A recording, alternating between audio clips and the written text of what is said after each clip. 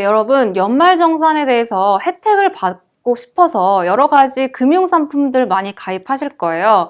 자, 이러한 금융상품에 대해서 가장 대표적인 것이 연금저축인데요.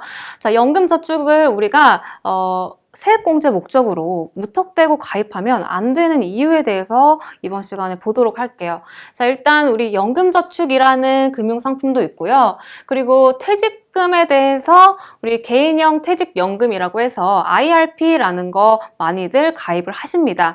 자, 그래서 이러한 금융상품들이 있고요. 분명히 세금적인 그런 혜택이 있는 건 사실이에요. 자, 먼저 연금저축부터 보면, 자, 누구나 가입이 가능하고 세액공제를 받지 않은 부분을 자유롭게 출금 가능하다라는 장점이 있다라는 거죠. 즉, 연금저축은 우리가 연금이기 때문에 우리가 자유롭게 출금이 가능한 건 아니지만, 만약에 세액공제를 받지 않은 부분이 있다라고 하는 경우에는 그 부분에 한해서 자유롭게 출금이 가능한 그러한 장점이 있는 금융상품이고, 자, 요거는 총급여 5,500만 원 이하인 경우에는 최대 400만 원 한도 내에서 자, 16.5%의 공제율을 적용합니다. 그래서 최대 66만 원까지 세액 공제 혜택이 있다라는 거예요. 분명히 굉장히 큰 혜택이 맞습니다. 자, 그리고 두 번째로 IRP 있죠. IRP는 자, 소득이 있어야 되는 거고요. 취업을 하고 있는 근로자인 경우에만 가입이 가능합니다. 그리고 예외적으로 자영업자 그리고 공무원이 요번에 포함이 됐고요. 자, 그리고 조건이 충족되어야지만 부분 인출 가능합니다. 그래서 굉장히 이 IRP는 자유롭지 않은 그러한 금융상품이다. 즉 우리가 퇴직 후에 대비를 하는 그러한 성격이기 때문에 자, 이렇게 출금에 대한 제한이 있고요. 그리고 IRP 추가로 가입한 경우에는 한도 300만 원까지 추가로 또 인정이 돼서 우리가 세액공제 혜택을 받고 있습니다. 그래서 자, 여기 보시면 즉 연금저축과 자, 합산하여서 즉 연금저축과 IRP를 합산해서 최대 한도 700만 원에 대한 세액공제 혜택이 가능하다라는 거예요.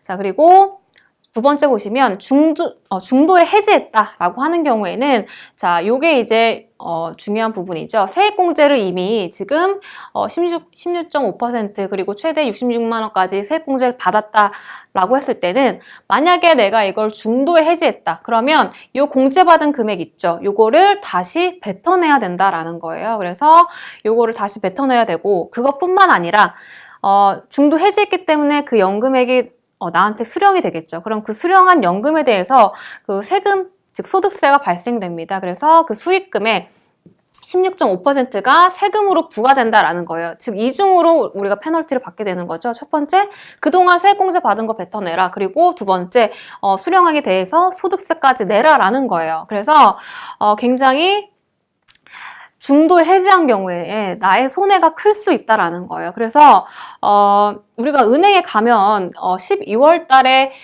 가입을 해도 공제가 가능하기 때문에 즉 매월 일정액을 넣는 것이 아니고 일시에 다 넣어도 그 금액이 이제 한도에 적용이 되어서 세액공제를 받을 수 있기 때문에 여러 가지 이렇게 직원분들이 권유를 하시죠. 이런 것들이 있다 그래서 한 번에 다 내도 그 금액에 대해서 세액공제를 받을 수 있으니까 가입하시라라고 권유를 많이 한다라는 거예요. 이거 굉장히 세금 혜택이 큽니다라고 하죠.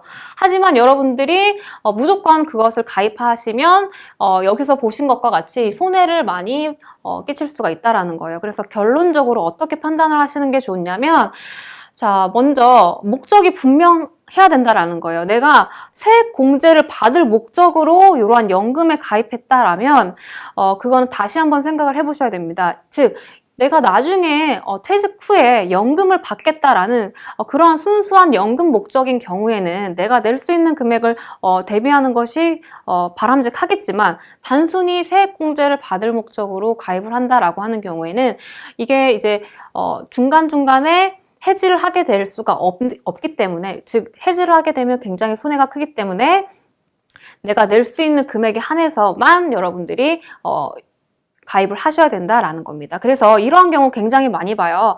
회사를 다니실 때는 세액공제 목적으로 이러한 연금 상품에 굉장히 많이 가입을 하세요. 그런데 퇴직을 하게 되면 내가 이제 매월 받는 월급이 없기 때문에 이러한 연금을 낼 그러한 유동성이 떨어지게 된다라는 거죠. 그러한 경우를 한번 생각해 보실 때는 이러한 저축에 대해서, 즉 연금에 대해서 다시 한번 생각해 보시고 가입을 하시는 게 굉장히 중요하다라고 보시면 될 것 같아요. 그리고 또 한 가지만 더 말씀드릴게요. 일단 주택에 대해서 내가 청약 통장에 있는 경우 있죠. 그래서 청약 저축을 하는 경우에는 거기에 대해서도 세액 공제 혜택이 있습니다. 자, 대상 보시면 전년도 총 급여가 7천만 원 이하여야만 하고요.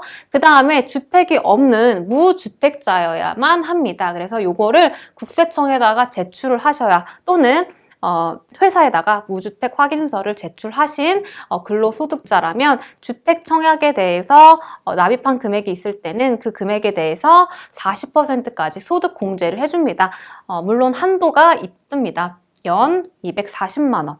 그래서 요것도 여러분들이 한번 체크를 하셔가지고 혜택을 받으실 수 있도록 그렇게 해주시면 되겠습니다. 자, 수고 많으셨고요. 다음 시간에 보도록 할게요.